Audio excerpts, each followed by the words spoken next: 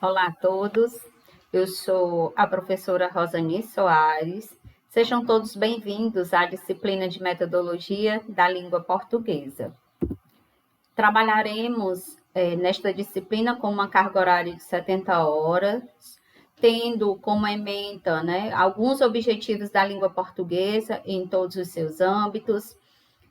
Vamos fazer e permear uns estudos junto aos PCNs e à BNCC, bem como verificar e estudar um pouco da diversidade de padrões do uso da nossa língua, bem como o uso da norma culta e da linguística aplicada.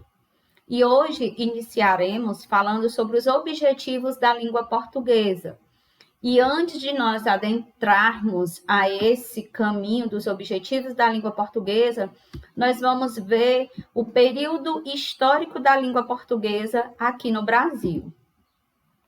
Vale nós destacarmos as fases da língua portuguesa. Nós sabemos que, de acordo com os séculos, ela sofreu grande influência, ela sofre influência, não é isso?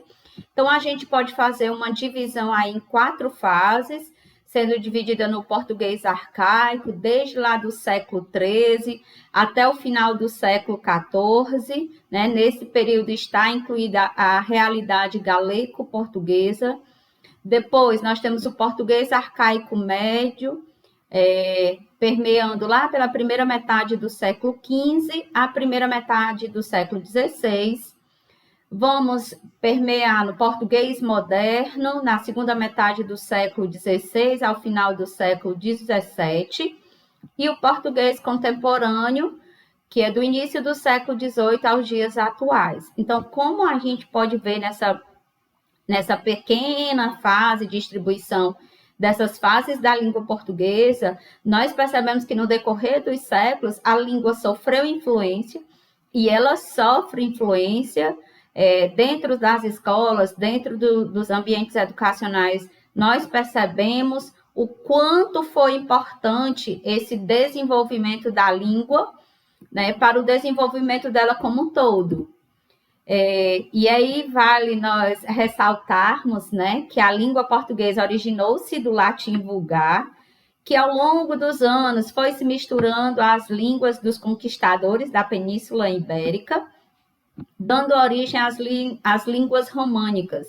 Da mesma forma, a língua portuguesa, quando chega ao Brasil, sofre a influência de outras línguas. E aí nós podemos destacar as línguas indígenas e as línguas africanas, mesmo nós sabendo que vieram muitas pessoas, com o descobrimento e tal, de influências de vários outros países, porém, ao chegar aqui no Brasil, nossa língua foi fortemente influenciada por essas línguas indígenas e africanas.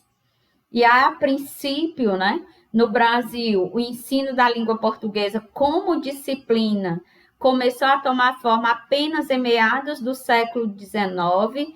Então, a gente percebe que mesmo nós estando iniciado o português contemporâneo um século antes, só apenas no século XIX foi que começou a ser estudada a língua portuguesa como disciplina. Antes, no período colonial, o estudo do idioma era privilégio da elite, que aprendia a ler e escrever com os jesuítas. E ainda havia um misto de idiomas em terras brasileiras até meados do século XVIII. Contávamos com a língua tupi-guarani, de origem indígena, o português, devido à colonização portuguesa, e línguas africanas, pois mais de 1 milhão de africanos foram trazidos para o Brasil nesse período. O que comprova o que nós vimos nas fases da língua portuguesa.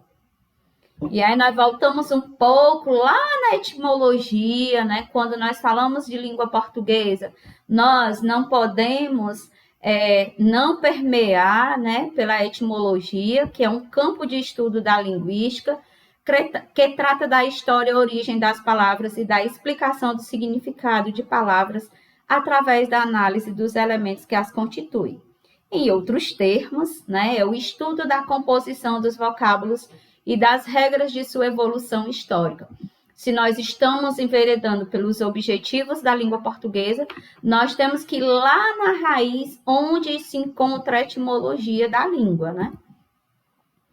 Podemos ainda e devemos, né, ressaltar que quando nós falamos de língua portuguesa enquanto disciplina, como nós já vimos anteriormente, até século XVII, século XVIII, século XIX, não se estudava a língua portuguesa como disciplina nos currículos, né? E nós sabemos que a grande influência, o grande influenciador disso foi o MEC, né? Onde nós vamos ver a apresentação da área de língua portuguesa.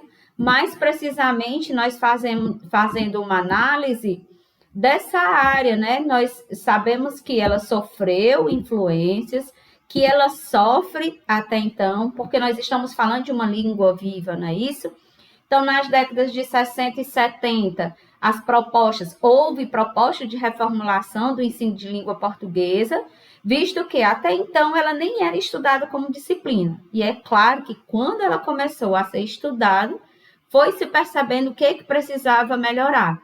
E até então, foi preciso haver, nessas 2 décadas, as mudanças no modo de ensinar. Então, como era ensinado, não estava dando certo.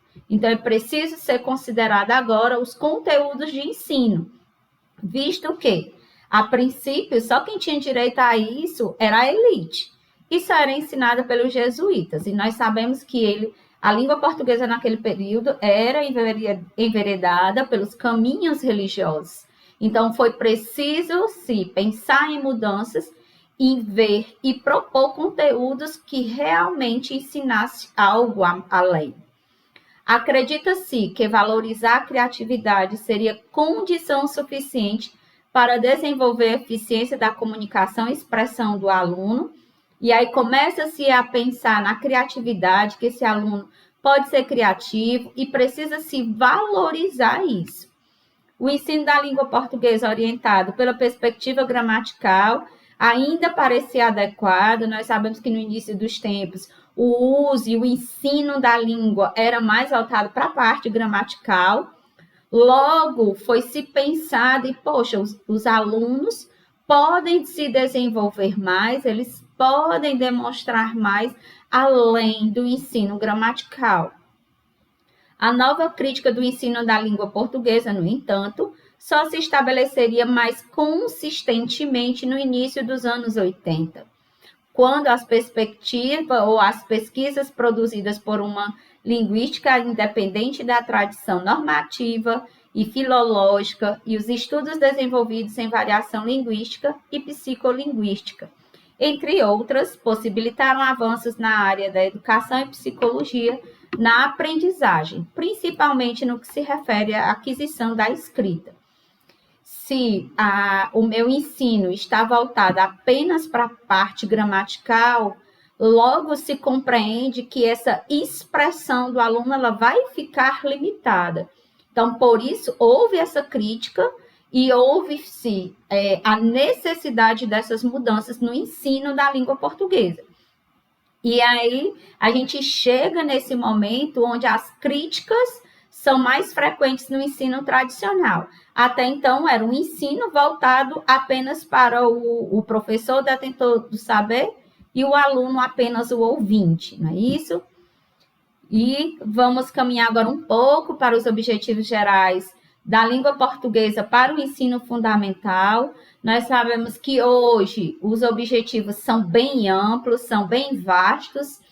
A cada nova etapa, a cada novo governo, a gente percebe que há um estudo, que há uma fundamentação nos quais esses objetivos podem evoluir à medida que as escolas vão conseguindo chegar aos objetivos internos, né?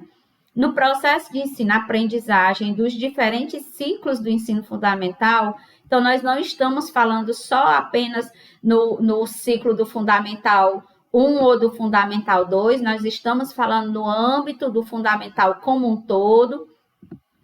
Espera-se que o aluno amplie o domínio ativo do discurso nas diversas situações comunicativas, sobretudo nas instâncias públicas de uso da linguagem, de modo a possibilitar sua inserção efetiva no mundo da escrita, ampliando suas possibilidades de participação social no exercício da cidadania.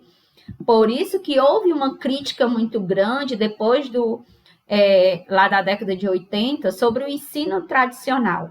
Se eu quero aqui uma inserção efetiva do meu aluno no mundo globalizado, no exercício da sua cidadania, eu preciso que esse aluno tenha autonomia, eu preciso que esse aluno saiba se comunicar.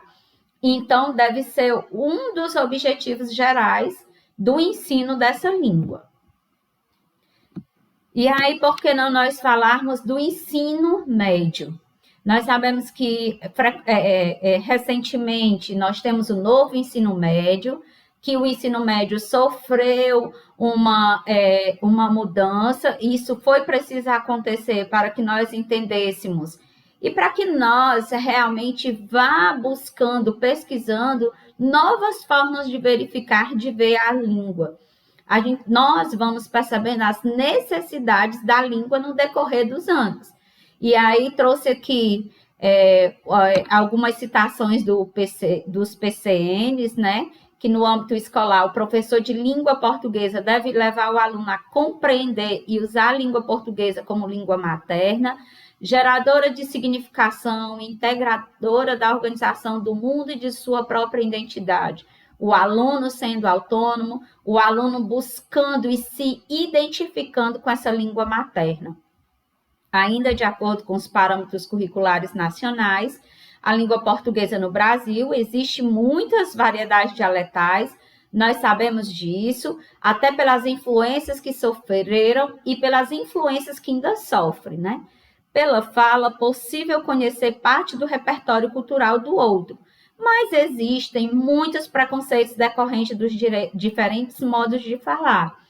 Como nós estamos falando dessa variedade dialetal, como nós estamos falando que os PCNs do ensino médio, ele traz esse novo objetivo não, né? Que é um objetivo desde o princípio, mas é algo que fica ainda mais consumado agora com o novo ensino médio, que é esse estudo da língua portuguesa como a língua materna, é claro, isso levando o aluno a buscar sua própria identidade, a usar seus próprios dialetos, a utilizar o que é próprio da nossa língua materna. E aí, com isso, é óbvio que nós vamos estar falando do preconceito linguístico, né? E o que deve acontecer? Esse preconceito, ele deve ser combatido na escola como parte do objetivo educacional mais amplo de educação, que é o de respeito à diferença para não se produzir uma mutilação cultural, que além de desvalorizar a forma de falar do aluno, desrespeita as suas origens e história. Então, a questão do preconceito linguístico é algo que está em nosso meio, é algo que está no meio dos alunos, que permeiam as salas de aula, e nós devemos combater esse preconceito, né? Dentro da sala de aula existem aí essa variedade, mas mesmo falando dessa utilização da nossa língua materna como identidade, nós devemos respeitar as diferenças, nós devemos perceber que se a nossa língua for influenciada pelas outras, então não há por que nós termos preconceito disso. É respeitar, né, as outras variedades, respeitar esses dialetos que surgiram e que surgem, e nós sabemos que hoje, nesse mundo mais globalizado, nesse mundo mais contemporâneo, esse mundo pós-pandemia, esse mundo tecnológico, os dialetos se tornaram ainda mais presentes na vida desses nossos alunos. E nós devemos estar preparados para lidar com essas situações do dia a dia. E ainda a respeito da leitura e escrita, nós não podemos falar de objetivos da língua portuguesa sem nós falarmos do que nós chamamos de padrão da própria língua, que é quando o aluno consegue literalmente em todos os seus âmbitos ser um bom leitor e um bom escritor. Então, dentro do espaço escolar, no que se refere à língua portuguesa de leitura e escrita, os parâmetros curriculares nacionais, eles apontam que a leitura e escrita são práticas complementares, uma complementa a outra e estão fortemente relacionadas, que se modificam mutuamente no processo de letramento. A escrita transforma a fala e a fala influencia a escrita. Andam juntas, é uma casadinha. Leitura e escrita, além de serem práticas complementares, permitem ao aluno construir seu conhecimento sobre os diferentes gêneros, sobre os procedimentos mais adequados para lê-los e escrevê-los, e sobre as circunstâncias de uso da escrita. A relação que se estabelece entre leitura e escrita, entre o papel do leitor e do escritor, não é mecânica. Alguém que lê muito não é automaticamente alguém que escreve bem. Então, mesmo elas andando juntas, nós percebemos que uma é distinta da outra. É claro que elas vão se relacionar, uma pode transformar e influenciar a outra, mas não necessariamente quem é um bom leitor vai ser um bom escritor. E isso vai depender do desempenho, da forma e da necessidade que ele vai vendo, que ele vai adquirindo, né, ao longo dos anos. O ensino de língua portuguesa deve ter como meta formar leitores que sejam também capazes de produzir textos coerentes, coesos, adequados e ortograficamente escritos. Não podemos fugir, não temos como nós fugirmos do ensino da língua portuguesa sem nós observarmos todos esses pontos que está fortemente ligado à metodologia que nós utilizamos dentro de sala de aula. Muito obrigada, bons estudos. No próximo encontro, vamos falar um pouco mais sobre os PCNs dentro do ensino da língua portuguesa. Obrigada.